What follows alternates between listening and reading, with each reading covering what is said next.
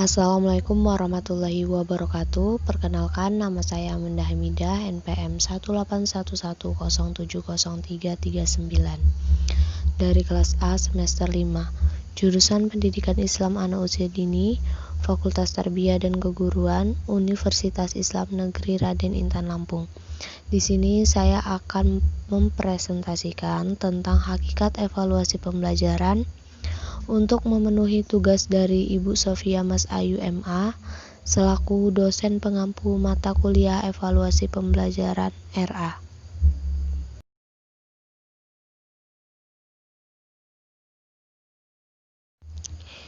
Baik, langsung saja. Di sini ada pengertian evaluasi pembelajaran.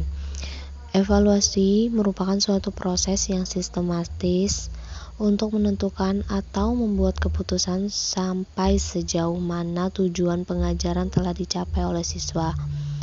Kemudian, evaluasi pembelajaran adalah suatu proses atau kegiatan untuk mengukur dan menilai beberapa kemampuan siswa dalam pembelajaran seperti pengetahuan, sikap, dan keterampilan guna membuat keputusan tentang status kemampuan siswa tersebut.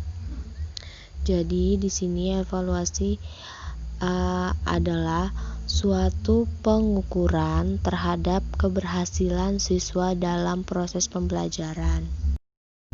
Selanjutnya yaitu tujuan evaluasi pembelajaran. Di sini ada tujuan umum dan tujuan khusus. Untuk tujuan umum itu sendiri yaitu untuk mengetahui keefektifan dan efisiensi sistem pembelajaran, dan untuk menghimpun bahan keterangan atau data yang dijadikan sebagai bukti mengenai taraf kemajuan anak didik. Untuk tujuan khusus sendiri yaitu yang ada 4. Yang pertama, keeping track, yaitu untuk menelusuri dan melacak proses belajar peserta didik sesuai dengan rencana pelaksanaan pembelajaran yang telah ditetapkan. Kemudian yang kedua, checking up, yaitu untuk mengecek ketercapaian kemampuan peserta didik dalam proses pembelajaran dan kekurangan-kekurangan peserta didik selama mengikuti proses pembelajaran. Yang ketiga yaitu finding out, yaitu untuk mencari, menemukan, dan mendeteksi kekurangan, kesalahan, atau kelemahan peserta didik dalam proses pembelajaran. Yang terakhir, summing up, yaitu untuk menyimpulkan tingkat penguasaan peserta didik terhadap kompetensi yang telah ditetapkan.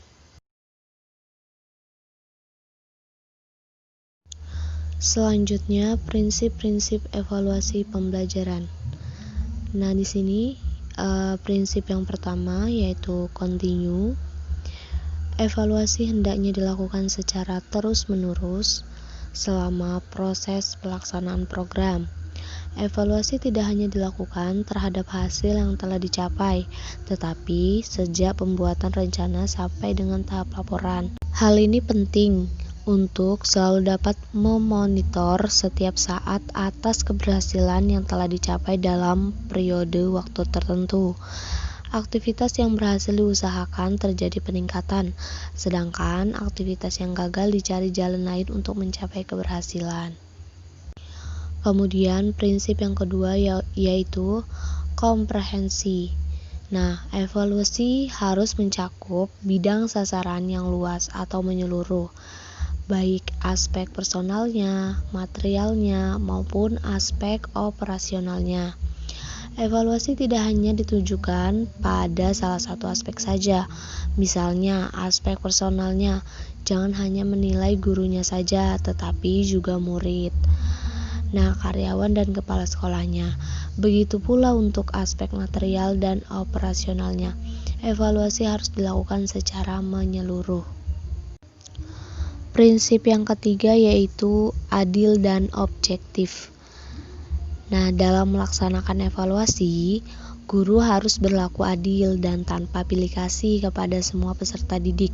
Guru juga hendaknya bertindak secara objektif, apa adanya sesuai dengan kemampuan peserta didik. Prinsip yang keempat yaitu kooperatif. Nah, dalam kegiatan evaluasi, hendaknya guru bekerja sama dengan semua pihak, seperti orang tua peserta didik, sesama guru, kepala sekolah, termasuk dengan peserta didik itu sendiri. Prinsip yang kelima yaitu praktis. Nah, praktis mengandung arti mudah digunakan, baik oleh guru itu sendiri yang menyusun alat evaluasi maupun orang lain yang akan menggunakan alat tersebut. Prinsip yang keenam, akuntabel.